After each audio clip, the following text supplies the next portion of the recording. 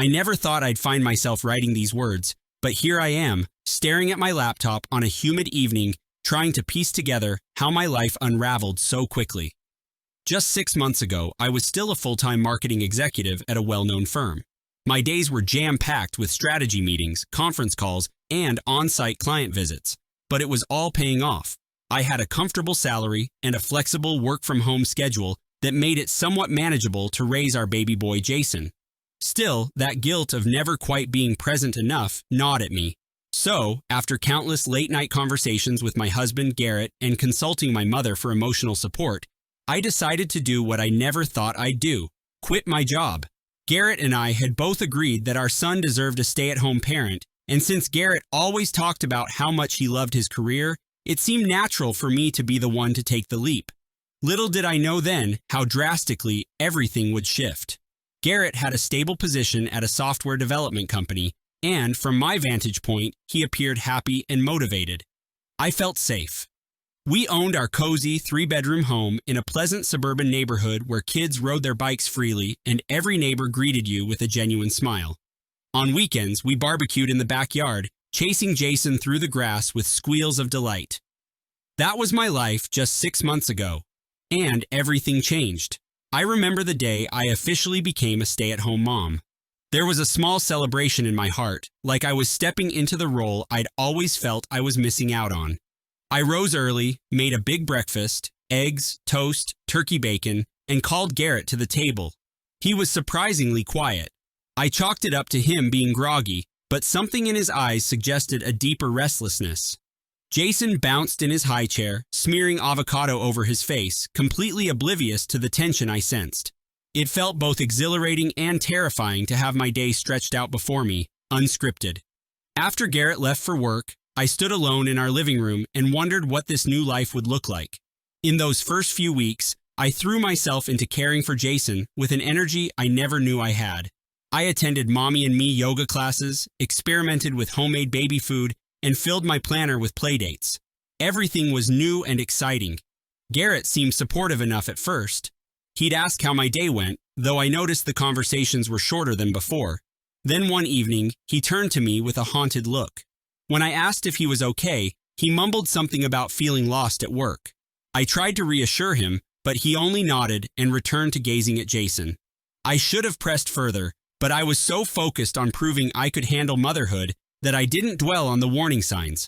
I didn't see the drastic change coming until Garrett announced he was quitting his job.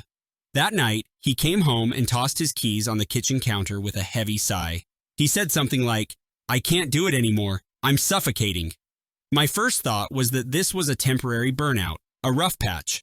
He had never once mentioned the possibility of leaving his career for good. When I asked if we could talk it through, he simply shrugged and walked away. I followed him into the living room, where he switched on his gaming console. The flicker of the television lit his anxious face. We stayed like that for a long time, me standing behind the couch, him gripping the controller in tense silence. Finally, I sat down beside him. He explained he'd been considering this for weeks, that he envied how I'd gotten to escape the corporate world. He wanted that same freedom. I was stunned. I asked him how he planned to help with our finances, especially since I'd just given up my own paycheck. He looked at me like I was speaking another language. He said he needed a break from the grind and that we should tighten our belts until he figured out his next move. My stomach twisted with worry, but I tried to stay calm. Maybe this was just a phase, I told myself. Maybe he just needed time to reset. I agreed, reluctantly, to support him while he took this leap. In the beginning, it wasn't so bad. Garrett would spend time with Jason while I ran errands or cooked dinner. Occasionally, he'd even tackle a load of laundry. But soon, the novelty of his new freedom wore off, and what replaced it was a disturbing lethargy. I'd come home from grocery shopping to find him glued to the couch, playing some role-playing game with headphones on, oblivious to Jason's wails. When I confronted him, he'd get defensive, muttering that he was just in the middle of a crucial level or that I was overreacting. The tension in the house thickened, each day overshadowed by an unspoken anger that simmered beneath the surface. My once cheerful living room, where family photos lined the mantel, now felt like a battleground. My frustration peaked when I found Jason in a dirty diaper one afternoon while Garrett was wearing his headset, barking commands into the mic as if he were leading a virtual army. I remember grabbing the controller from him, tossing it onto the couch and screaming that he needed to grow up. He stared at me, stunned, before storming out of the house. That night, he didn't come to bed. When I tiptoed downstairs around midnight, I found him passed out in front of the TV, the game still running. Each day, I felt the weight of regret for leaving my job. Yet, I clung to the hope that we could still salvage what we had. I prayed we'd find our footing. 2 more months dragged by, each day feeling more hopeless than the last. Garrett still hadn't applied for any jobs, instead devoting most of his waking hours to gaming. The laundry piled up, and the grocery bills fell on my meager savings. I tried to stretch every dollar, scouring for coupons and buying in bulk. Occasionally, I'd bring up the need for him to contribute, but he'd wave me off or promise he would figure something out soon. My parents had no idea how dire things had become, but I suspected they might sense my despair. Each call with Mom was an exercise in maintaining a brave facade. I wasn't ready to admit that my marriage felt like it was splintering at the seams. I battled a mounting sense of resentment, my frustration boiling over in small arguments that led nowhere. Garrett, for his part, hardly met my eyes anymore. It felt like we were just 2 ghosts haunting the same house, orbiting around each other without truly connecting. More than once, I considered going back to work. I updated my resume in secret, scanning job postings late at night, but I couldn't shake the thought that if I gave up on being at home with Jason, I'd be betraying the very dream that started all of this. I carried an awful weight in my chest, convinced that if I just tried hard enough, I could fix the distance growing between Garrett and me. I refused to let us fail. Then came the day that changed everything. I was folding laundry in the bedroom when the doorbell rang. A man in a crisp suit stood on our doorstep with a clipboard and a polite smile. He asked if Garrett was home. Confused, I said yes and called Garrett from his gaming station. The 2 spoke in hushed tones, and I caught snippets about paperwork and final signatures. Alarm bells went off in my head, but I couldn't piece together what was happening. After the man left, I asked Garrett who he was. Garrett mumbled something about a real estate matter, then retreated to the couch. My heartbeat pounded in my ears. We weren't in the process of selling anything, at least, not that I knew of. Later that night, I rummaged through Garrett's desk drawers, heart hammering, until I found a folder labeled House Sale. My stomach dropped as I flipped through page after page of legal documents, each with Garrett's signature.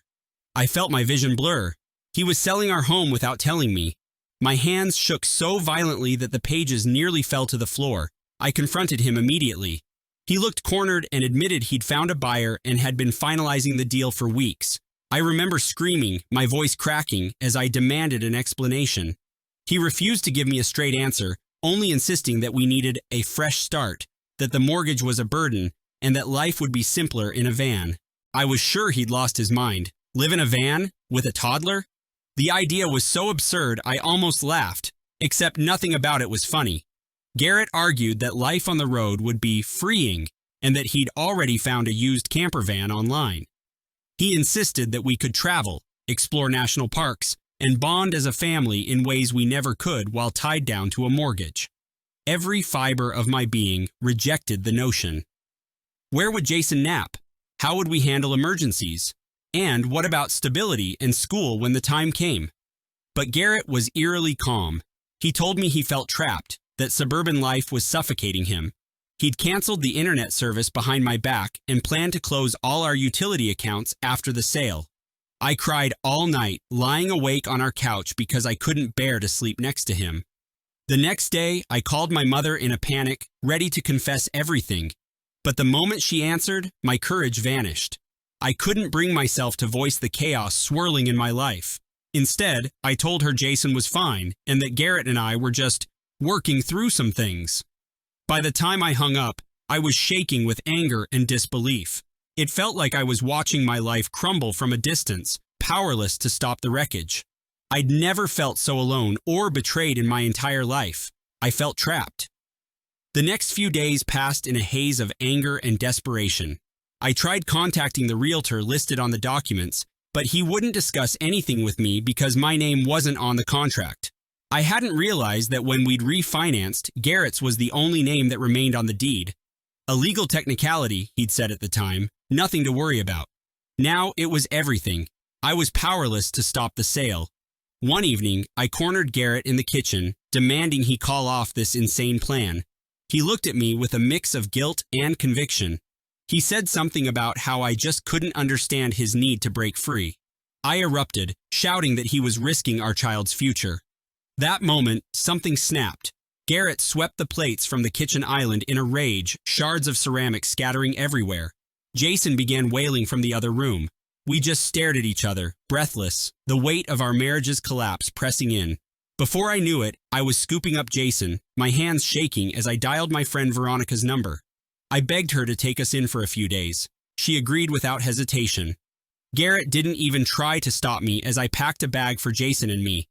In a blur, I left the house that had once felt like my sanctuary. I felt terrified, outraged, but also weirdly relieved. At least I was doing something to protect my son. Forever. Living with Veronica was a temporary fix. She had a small apartment, and while she was kind enough to let me stay, it wasn't sustainable. I spent my days searching for a job, for a lawyer, for anything that could salvage my life. Meanwhile, Garrett bombarded me with text messages, alternating between apologies and accusations.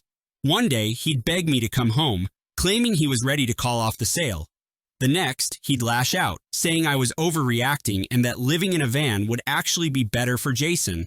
My mind spun in circles. Veronica urged me to seek legal help, but my finances were in tatters. I called pro bono family lawyers, left messages, and combed through articles on property disputes. Every moment of free time, I was either on the phone or refreshing job listings. I contacted the bank to see if there was any loophole to stop the sale, but they said my name wasn't on the mortgage. Legally, I had no claim. I felt like the walls were closing in. I was determined not to go crawling back to my parents, but desperation loomed over me like a thundercloud. Jason needed stability, and I was failing him. My sense of self-worth eroded daily, and I cried almost every night. Whenever I looked into Jason's wide, trusting eyes, a deep pit of guilt opened inside me. I kept replaying the question, how had it come to this? I feared the answer every day. Then, just when I'd resigned myself to losing everything, an unexpected twist emerged. I got a call from the realtor. He said the buyer had pulled out of the deal at the last minute due to financial issues. The sale was off. My heart soared and plummeted at once. Garrett told me the news in a subdued tone, almost as if it disappointed him. But his reaction no longer mattered to me. I took a new job the following week, a remote position that paid modestly but offered enough to get Jason and me our own small apartment. Leaving Garrett felt like a gaping wound in my life, but also a liberation I desperately needed. After months of chaos, I finally realized that I could live with less, but I couldn't live with constant betrayal. So I told Garrett I was filing for legal separation. He raged, called me a coward, insisted I was tearing the family apart. Yet, I stood firm. On moving day, I braced myself for a scene, but he never showed up. Instead, he left me a single voicemail. A tearful apology that ended with him saying he'd be gone by morning. I heard through a mutual friend that he bought that camper van after all. Supposedly, he plans to roam the country in search of some intangible sense of freedom. As for me, I'm rebuilding my life one day at a time. In the end, I at least see a bright future for Jason and me.